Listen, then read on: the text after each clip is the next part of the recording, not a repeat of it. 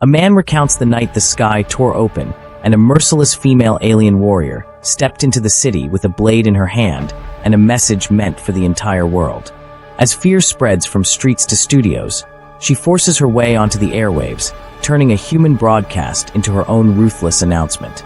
With soldiers breaking, civilians running, and a few desperate survivors searching for any weakness, the narrator is pulled closer and closer to the center of her violent speech, where every word feels like a trap and every pause feels like a threat.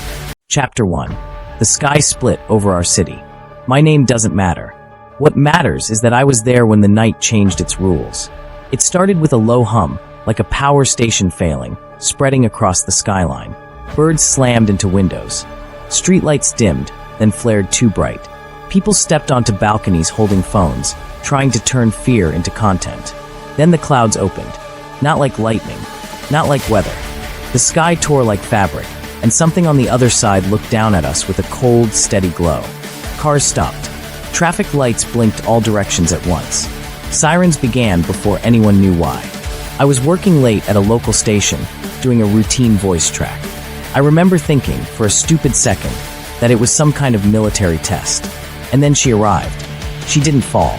She didn't stumble. She walked out of the air itself, as if the world had been waiting for her footsteps. Tall, armored, calm. Her face was not masked, and she didn't look confused or curious. She looked certain. In her right hand was a long blade. In her left, a smaller knife that caught the streetlight like a moving shard of ice. People ran. A police line formed. Orders were shouted. She didn't hurry. She simply turned her head, as if listening to a song none of us could hear, and she started toward the noise. Chapter 2. She took the microphone. The first mistake we made was thinking she wanted to talk. She wanted to own the room. By the time she reached our building, the lobby was already wrecked. Glass everywhere. A security guard whimpering behind a planter. The air smelled like burned wiring. I crouched behind a desk with 2 other staff members, watching her cross the floor. She didn't search. She didn't check corners. She knew where we were by the way fear holds its breath. A technician tried to bargain. He raised his hands, voice cracking, offering access, offering anything. She pressed the flat of her knife under his chin and lifted until he was forced to look at her. Her voice was smooth and sharp, clear enough to cut through the alarms. "This planet is loud," she said in perfect English. "So I will be louder." She guided us like furniture, not people. She pointed with the knife. We moved. She stopped. We froze. She learned the building in minutes, not by exploring it, but by forcing it to obey. Then she found the studio. She stepped onto the stage, looked into the main camera, and nodded once as if approving the angle. She tapped the microphone. The sound boomed and squealed. "Good," she said. "Now it reaches all of you." I stayed off camera, behind a curtain, my chest tight. I was a narrator. My job was to speak. But the voice the world was about to hear was hers. Chapter 3. The cruel speech begins. The red light blinked. We were live. She stood straight, knife in hand, the longer blade resting against her forearm like it belonged there. Her eyes didn't flicker. She didn't blink like a nervous politician. She stared like a judge. "My name is not for your mouths," she began. "Your mouths are for breathing, if I allow it. I know how to read a room. I know how to hear an audience, even when I can't see them." That night, the audience was a whole city holding its breath. "You built towers to touch your clouds," she continued. "You built weapons to pretend you are safe. You built screens to lie to yourselves. You are proud of noise." She lifted the knife and drew a slow line through the air. "This is a correction." She explained it plainly, like a cruel teacher. Her kind had watched us, measured us, decided we were dangerous, not because we were strong, but because we were reckless. We burned, we expanded, we fought each other and called it progress. "You do not need a leader," she said. "You need a limit." Then she delivered the part that made my hands go numb. "There will be a count," she said. "Not for mercy, for order. When the count ends, those who kneel will be sorted. Those who stand will be cut. No poetry, no riddle, just the simplest words for the simplest terror." Behind the camera, one of our producers whispered, "Is this real?" She turned her head without moving her body. "Yes," she said, "and you will help me prove it." Chapter 4. Proof, Blood, and Silence. She didn't rant. She demonstrated. The feed cut to a shaky outdoor camera. Someone had dragged a portable rig to the street. The city was chaos. Smoke, flashing lights, people sprinting in every direction. She walked into frame like the storm's comm center. A soldier tried to raise his rifle. Another screamed for him to hold fire. Their fear couldn't agree on a plan. She crossed the distance with steady steps. When the soldier finally fired, the shots sparked off her armor like rain on metal. She didn't flinch. She reached him, grabbed the barrel, and shoved it aside as if it weighed nothing. The knife rose and fell in one clean motion. He dropped. The camera shook. Someone vomited off-screen. Her voice stayed even, as if she was describing the weather.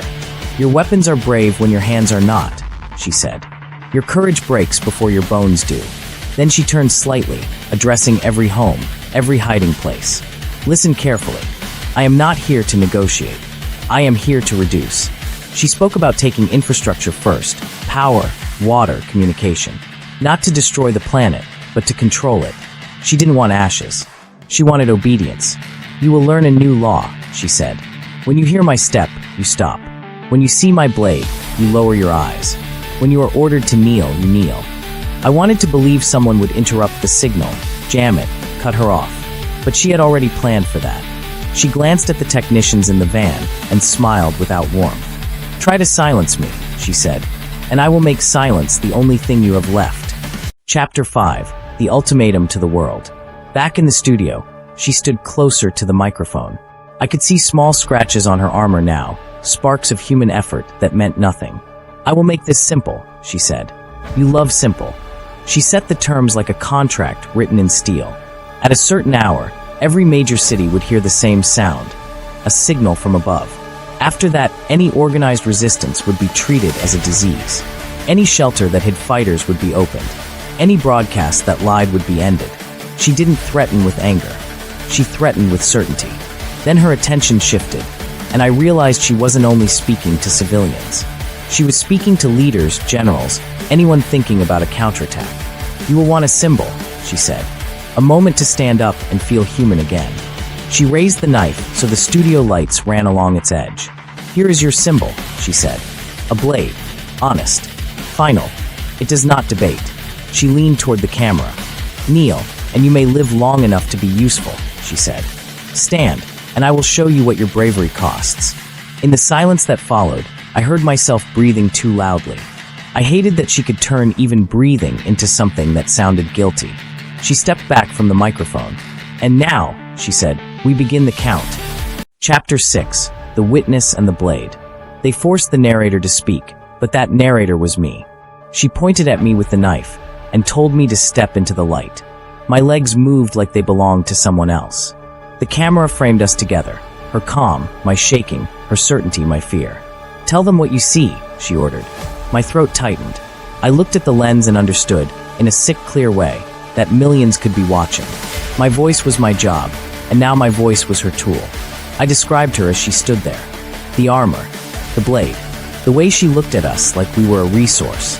She listened like an editor, waiting for mistakes. When I faltered, she lifted the longer blade, the sword-like weapon, and set it near my shoulder. Not cutting. Not yet. Just letting me feel the promise of it. "Clear language," she said softly. "Easy words. You understand that, don't you?" I swallowed and nodded. She turned back to the camera and spoke again, slower now, as if savoring the control. "This is how your world ends," she said. "Not with mystery, not with magic, but with a simple choice made by frightened people." She raised the knife. "And the frightened always choose wrong. I won't lie to you. I wanted to close my eyes. But I kept them open because I needed to know what she would do next. And because if you're listening right now, you deserve the truth of what it felt like to stand beside her while she spoke like an executioner giving directions." The count continued, and the city answered with sirens, footsteps, and prayers that sounded like static. If you want the next story like this one, subscribe to the channel, turn on notifications, hit the like button, comment what you think would happen next, and share this video with anyone who loves scary sci-fi horror narratives.